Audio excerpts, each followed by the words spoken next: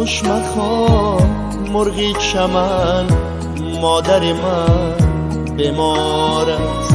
خوش مخوان مرغی چمن، مادر من بیمار است.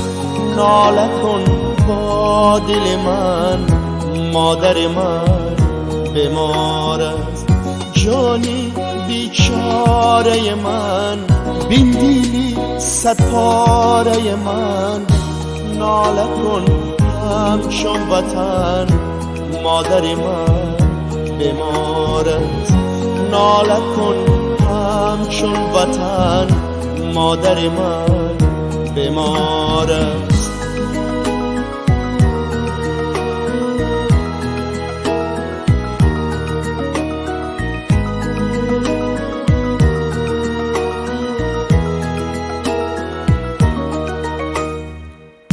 وای من بودیم اسبابی دل آزاری و نرسیدم زیره دور به دلداری و ننشستم بسری بیستری بیماری و ناله کن مرغ چمن، مادر من بیمار است.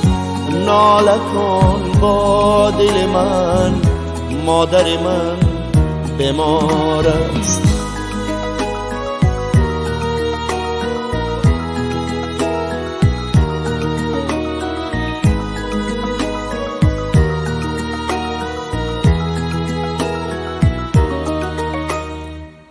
شمعی بیدار دلم، مادری تشناقی من.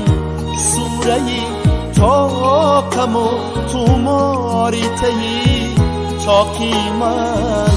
ای خدا بخش و دوا مادری بیماری مرا. پس از این کن تو بپا غمکش و غمخواری مرا. ناله کن مرغ چمن، مادر من بیمار است.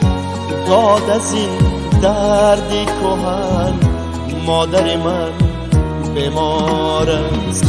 خوش مخوان مرغ چمن، مادر من بیمار است. خوش